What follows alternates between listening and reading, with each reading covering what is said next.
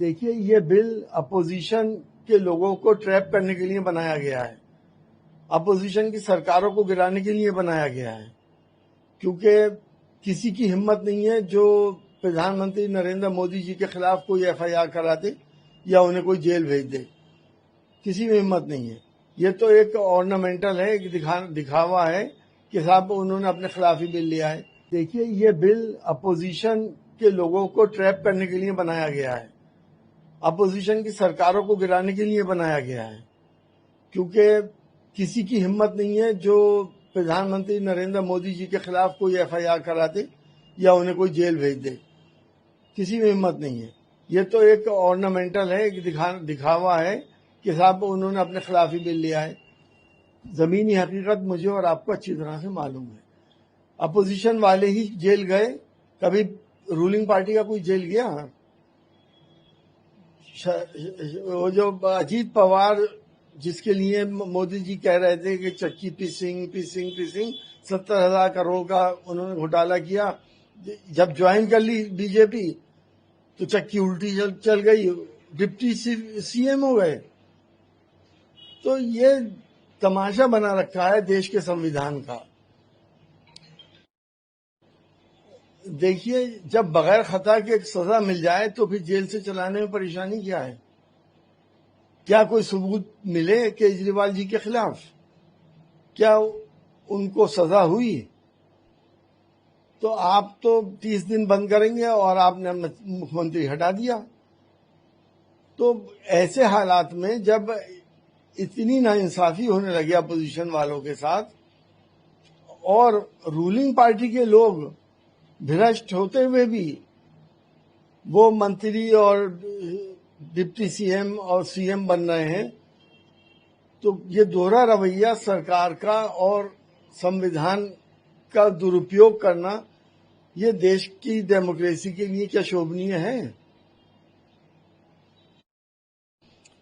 देखिए, उस वक्त मनमोहन जी को और राहुल गांधी जी को ये मालूम नहीं था कि आगे आने वाले वक्तों में इतने अनैतिक लोग आ जाएंगे जो सुई का फावड़ा बनाएंगे या कुछ भी ना हो और उसके बाद भी लोगों को बंद कराएंगे और वो बंद करा के अब अपना फायदा उठाएंगे। उन्हें ये पता थोड़ी था, वो कोई जोशी थोड़ी थे, लेकिन उन्होंने नैतिकता के आधार पर ये काम करा।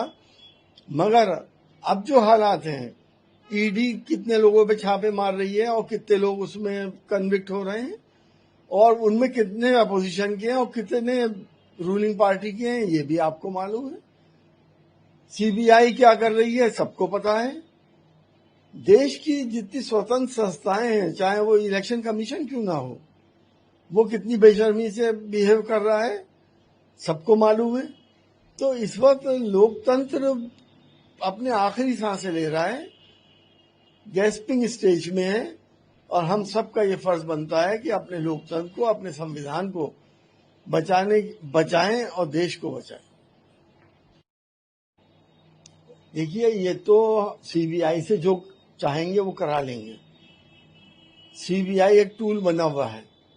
अब सत्येंद्र जैन जी के ऊपर क्या कोई क्राइम का साबित हुआ? अभी तक 4 साल जेल में रही है और क्राइम कोई साबित नहीं हो रहा। एक पैसा कहीं से नहीं निकाल के दिखाया कि साहब इनके पास ये गलत किस्म का पैसा था। तो क्या देश की जनता ये सब बातें देख नहीं रही है? सबको मालूम है कि इस वक्त देश में क्या हो रहा है। ये समय बताएगा और इलेक्शन बताएंगे कि आगे आने वाले वक्त में जनता क्या करने जा रही है।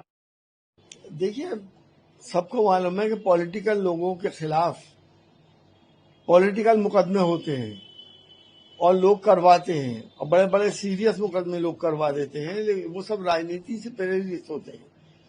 इसलिए जब तक सजा ना हो उस वक्त तक किसी को हाथ नहीं लगाना चाहिए।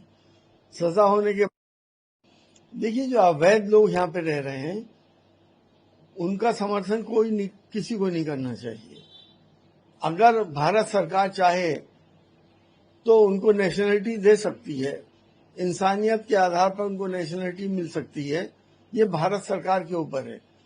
जैसे कि सीएए आया तो भारत सरकार ने उसमें एक धार्मिक एंगल ले आया। उन्होंने कहा कि कोई भी गैर मुस्लिम किसी भी देश से प्रताड़ित होकर हमारे यहाँ आएगा तो हम उसे नागरिकता देंगे, लेकिन मुसलमान को नहीं देंगे। ये अजीबोगरीब कानून हिंदुस्तान की तारीख में पहली बार बना था। तो जब नीयत ही साफ नहीं है तो कहने से फायदा क्या। इसलिए अगर बांग्लादेश के लोग, तो आपको मालूम है ज्यादातर मुसलमान हैं, वो जब हिंदुस्तान में आएंगे तो उनको नागरिकता नहीं दी जाएगी। और किसी भी देश में इस तरह से रहना इलीगल होता है। उनके खिलाफ जो भी कानूनी कार्रवाई होती है वो हर जगह की जाती है। देखिए, ये धार्मिक मामला है, लोगों की आस्थाएं हैं, इसमें मैं इस पर टिप्पणी नहीं कर सकता।